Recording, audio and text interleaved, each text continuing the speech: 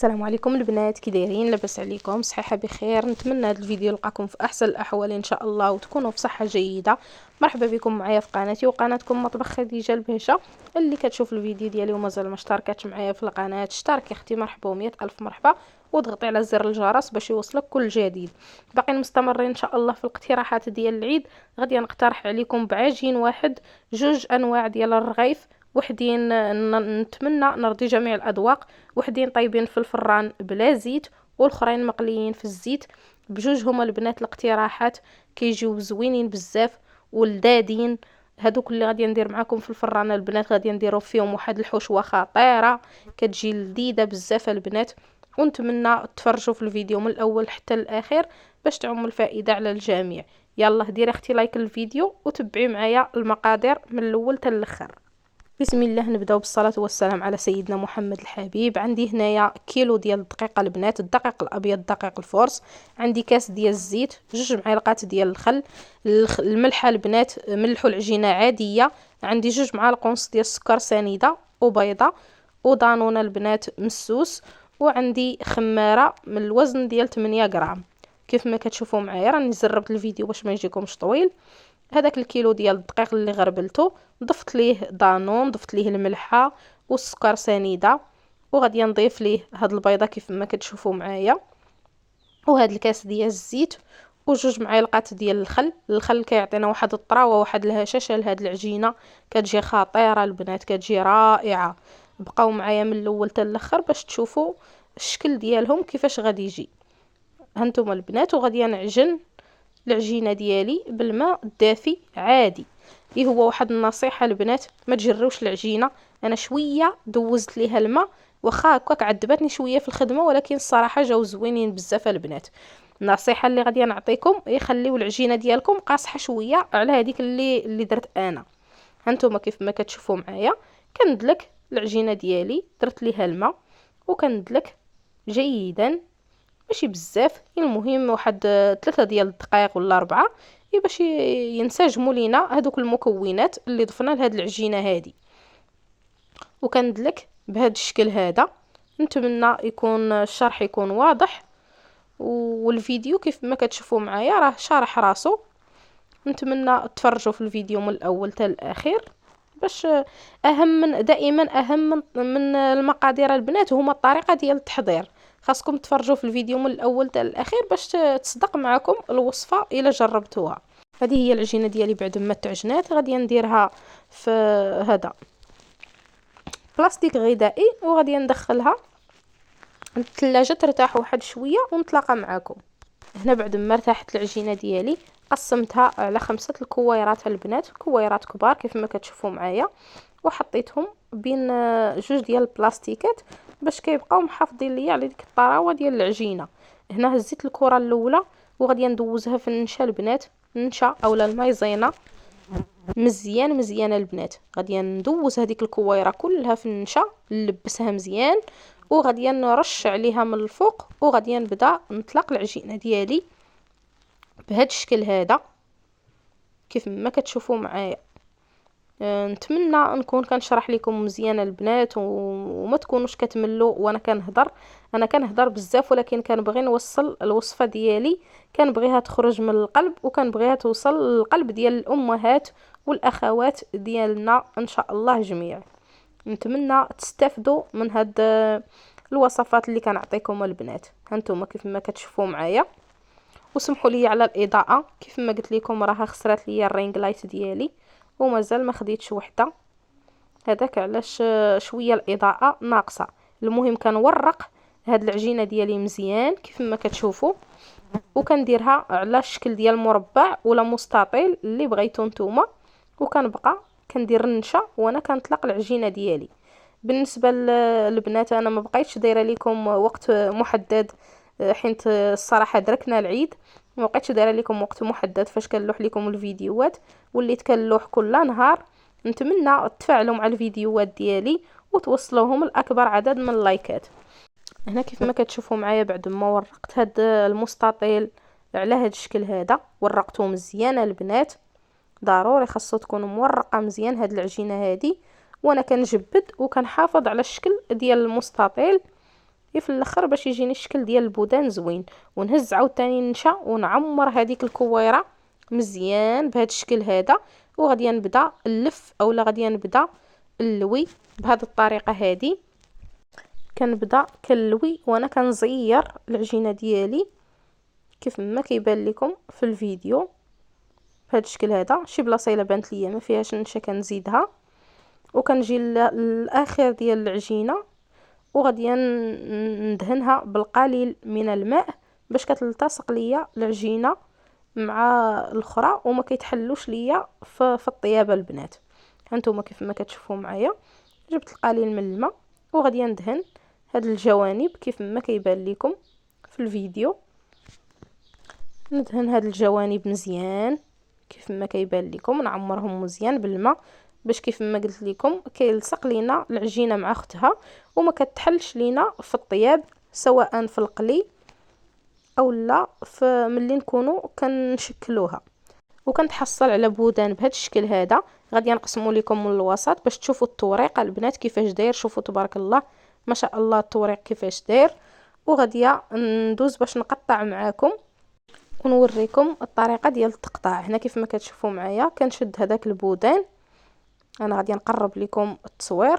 غادي نشد هذاك البودان وغادي ندير جوج صباع وغادي نقطع بهذا الشكل هذا. وهذاك اللي قطعت كنبقى كنشد به العبار بهذا الشكل هذا حتى كنكمل الكميه كامله اللي عندي. وهادو ملي غادي ندير ليهم ملي غادي نقطعهم بهذا الشكل هذا غادي نحطهم جانبا في بلاستيكه باش ما كينشفوش ليا. غادي نحتفظ بهم في بلاستيكه حتى كنكمل الكميه كامله اللي عندي ونتلاقى معكم البنات. هانتوما كيف ما كتشوفوا معايا غادي نحتفظ بهم في بلاستيكه باش ما ينشفوش معايا. وغادي نكمل الاخرين كاملين بنفس الطريقه ونتلاقى معكم. هنا بعد ما كملت الكميه كامله اللي عندي هذوك 5 الكويرات عطاوني 5 ديال لي بودان وكل شكل غادي ندير فيه 2 ديال لي بودان ونص. هنا كيف ما كتشوفوا معايا الشكل الاول اللي غادي نقلي في الزيت جبت واحد الصينيه فرشت فيها بلاستيكه ورشيتها شويه بالقليل ديال النشا وغادي نبدا كنورق بهذا الشكل هذا.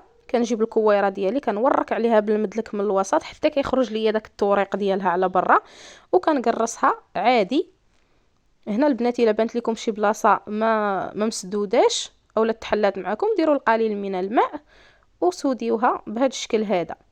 وكنبدا نحط في ديك الصينيه. هانتوما البنات نتمنى التصوير يكون واضح لكم. كنجيب هذيك الكويره ديالي وكنضغط عليها بالمدلك من الوسط حتى كيخرج داك التوريق وكنورقها عادي وكنحط في ديك الصينيه حدايا حتى كنكمل الكميه ديالي كامله. وغادي ندخلهم للثلاجه يبردوا وندوز باش نشكل معكم الشكل الثاني اللي غادي نعمر وندخلو الفران. هنا البنات غادي ندوز باش ندير معكم الحشو اللي غادي نحشي به هذوك الرغيفات ديالي في الفران. هنا غادي نجيب واحد الكاس اولا كاس ونص ديال الكوك اللي محمره البنات من قبل، من الاحسن يكون نوعيه جيده. وهنا عندي واحد الكاس ديال القرقاع حمرته شويه وطحنته البنات حتى ولا لي على شكل بودره. وعندي 3 المعالق ديال السكر سنيده وعندي 2 ساشيات بالنكهه ديال الزهر كيف ما كتشوفوا معايا البنات. وغادي ندير شويه ديال القرفه. الا بغيتوا هاد الحشوه هذه تجيكم معلكه من الداخل وفازقه يمكن لكم ديروا قطرات من الماء الزهر شويه ديال الماء ديال الزهر ويمكن لكم تضيفوا ليها شي معلقه ديال الزبده. انا بغيت نكتفي فقط بهاد الحشوه هذه على هذا الشكل هذا. وملي غادي نخرجهم من الفران راه غادي نسقيهم بالعسل البنات اولا غادي نطفيهم بالعسل. غادي نخلط هاد المكونات جيدا وندوزو باش نبداو نشكلوا العجينه ديالنا. هنا البنات نقولوا بسم الله نبداو في الشكل الثاني. كندوز الكويره ديالي من النشا وكنورقها بهذا الشكل هذا. هذه غادي نخليهم هكا غادي نورقهم على شكل دائري وغادي ندير هذيك الحشوه في الوسط كيف ما كتشوفوا معايا. كنهز معايا القضيه هذيك الحشوه. هاد الحشوه البنات راه كتجي لذيذه داك المذاق ديال الكوك مع القرقاع والقرفه والنسمه ديال الزهر كيجيو غزالين البنات وكيجيو لذاذين. نتمنى تجربوهم وتردوا عليا الخبار وما تبخلوش عليا بالكومونطيرات ديالكم. هانتوما البنات كيف ما كتشوفوا معايا وكنبدا كنسد هاد القريصه ديالي بهذا الشكل هذا. هانتوما البنات كيف ما كتشوفوا معايا. وغادي نحطها جانبا. نتمنى الطريقه ديالي تكون واضحه والشرح يكون اوضح. هنا كيف ما كتشوفوا معايا هادو كنقرصهم من الفوق، ماشي كنقلب الكويره ديالي قاعده كنقرصها، كنضغط عليها من الفوق باش كتجيني على شكل دائره، ماشي بحال هادوك اللي قرصت وقلي اللي غادي نقليهم. كيف ما كتشوفوا معايا كنحط هذيك الكويره واقفه وكنضغط عليها بالمدلك باش تعطيني شكل دائره، وكندير هذيك الحشوه في الوسط وكنبدا كنعمر بهذا الشكل هذا ونحط حدايا. هانتوما البنات كيف ما كتشوفوا معايا. وكنعمر وكنسد ليها الفم ديالها وكنحط حدايا. غادي نعاود معكم وحده اخرى بهذا الشكل هذا. كنسرحها على شكل دائره وغادي نجيب الحشوه وكنسدها بهذا الشكل هذا. نستمر بنفس الطريقه تنكمل الكميه كامله اللي عندي. هنا بعد ما كملت الكميه كامله اللي عندي وارتاحوا ليا غادي نشدهم ونقلبهم ونبدا نقرصهم بهذا الشكل هذا، اولا نقرص هذيك العجينه اللي ما كانتش مقاده عندي في التحت كنقرصها، اولا كنقاد ليها الشكل ديالها بهذه الطريقه هذه باش كتعطيني منظر زوين وما كتبقاش ليا معربزه. وغادي نحط في الصينيه اللي غادي تدخل عندي للفران. درت فيها الورق ديال الزبده ودهنته بالقليل من الزيت وكنحط فيها هاد القريصات ديالي. هانتوما البنات غادي نجيب وحده اخرى بنفس الطريقه كنقرصها بهذا الشكل هذا وكنحطها في الصينيه اللي غادي تدخل للفران. نتمنى الطريقه تكون واضحه ليكم. وغادي نحطها في الصفيحه ديال الفرن. غادي نجيب وحده اخرى كيف ما كتشوفوا معايا الشكل ديالها ما كيكونش مقاد، وملي كنقرصوها راه كتعطينا شكل زوين وكتولي كتبان عندنا العجينه الوجه ديالها مقاد صافي. وكنقلبها وكنحطها في الطاوه. كنستمر بنفس الطريقه تنكمل الكميه كامله اللي عندي ونتلاقى معكم. هنا بعد ما كملت الكميه كامله اللي عندي ستفتهم هكا في الطاوه اللي غادي تدخل الفران. وغادي نجيب كميه ديال الزبده الاصل ديالها حيواني وغادي ندير معاها شويه ديال الزيت ذوبتها ودرت معاها شويه ديال الزيت وغادي ندهن بها هاد الرغيفات اولا هاد المسيمنات اللي غادي ندخل الفران. غادي ندهنهم مزيان البنات. نديروا كميه مهمه ديال الزبده باش كيتورقوا لينا وكيجيونا مقرمشين من على برا. هانتوما البنات نتمنى الطريقه تكون واضحه ليكم. كندهن مزيان العجينه ديالي. الطريقه ديال الطيابه البنات هي المهمه. الفران كيكون سخون مزيان وكندخلوا ليه هاد الرغيفات ديالنا في الفوق تكون العافيه تحت منهم وتكون العافيه شويه مجهده. نخليوهم 5 ديال الدقائق على عافيه تكون مجهده شويه عاد كنقصوا عليهم ونخليهم يتحمروا ويتورقوا على خاطرهم. وهنا غادي ندوزو باش نقلي معكم هذاك الشكل الاول اللي سبقنا في الاول. غادي ندير زيت تكون شويه كثيره وغادي نخليها حتى كتسخن جيدا وغادي نبدا ندير الرغيفات ديالي بهذا الشكل هذا. وكنهز واحد المعالقه وكنبدا نخوي اولا نفرغ عليهم الزيت باش كيتنفخوا ليا البنات. هانتوما كيف ما كتشوفوا معايا انا غادي ندير معلقه وغادي نبدا هكا نرش عليهم الزيت من الفوق باش كيتنفخوا وكيتورقوا ليا في القليانه البنات. هانتوما كيف ما كتشوفوا معايا الا بانت لكم العافيه مجهده نقصوها باش ما كيتحرقوش لكم اولا كيتحمروا دغيا دغيا وما كيتورقوش من الداخل. وكنبقى كنستمر بهذه الطريقه هذه كنهز الزيت وانا كنخوي على هذا الرغيف هذا من الفوق. وشوفوا البنات كيفاش كيجيو منبلين وكيجيو مهويين. هاد الرغيفات هادو انا اكيد غادي يعجبوكم وإلا جربتوهم غادي يوليو هما المعتمدين عندكم. هانتوما البنات كيف ما كتشوفوا معايا بهذا الشكل هذا كنبقى كنقلبهم حتى كيتحمروا وكياخذوا لينا لون ذهبي وكنحيدوهم من المقله. هانتوما البنات كنخليهم حتى كيتحمروا وكنقلبوهم ملي كيتحمروا غادي نطفيوهم في العسل اللي يكون دافي. لكم الاختيار البنات، الا بغيتوا فقط ديروا عليهم رشيشه خفيفه من الفوق ديال العسل، بغيتوا تطفيوهم في العسل طفيوهم البنات. انا غادي نطفيهم في العسل باش يجيو شاربين العسل وكيجيو لذاذين البنات. العسل دفيته من طبيعه الحال، دفيته شويه باش ما يبقاش ليا قاصح، وغادي نطفي فيه هاد الرغيفات ديالي. هانتوما كيف ما كتشوفوا معايا غادي نعاود معاكم الطريقه باش الطريقه البنات مفهومه وواضحه. كنطفي اولا عفوا البنات كنقلي، انا راه الا هضرت بزاف كنتلف. كنقلي معاكم هاد الرغيفات بهذا الشكل هذا. كنحط الرغيفه ديالي في المقله وكنبدا كنرش عليها اولا نخوي عليها من الفوق الزيت باش كتورق ليا. داك النشا كيعطيها واحد التوريق من الداخل كيجي زوين بزاف البنات. كنستمر بنفس الطريقه حتى كنكمل الكميه كامله اللي عندي ونتلاقى معاكم.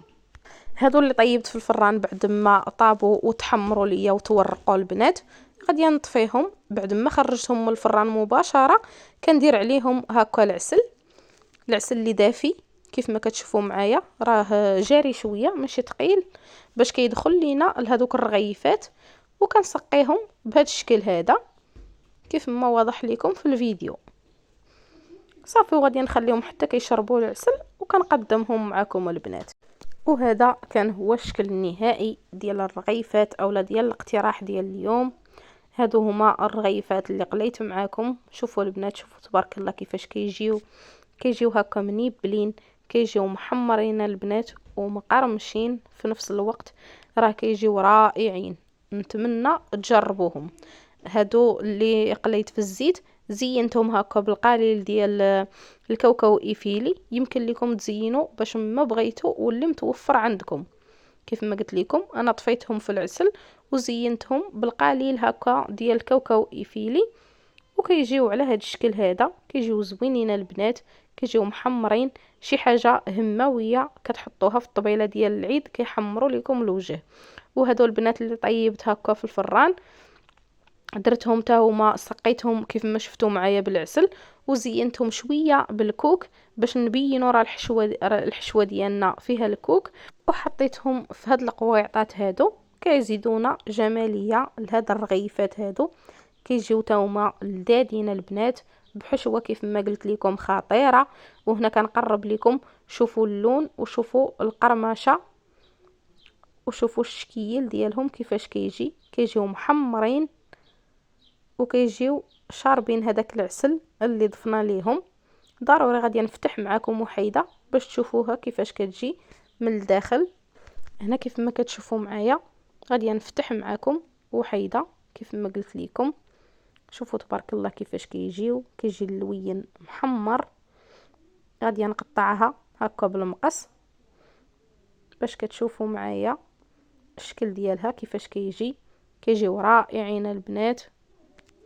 هنا قلبت لكم الكاميرا باش تشوفوا كيفاش دايرين وتشوفوا هذيك الحشوه كيفاش كتجي باينه. كيجيو لذاذين بزاف البنات.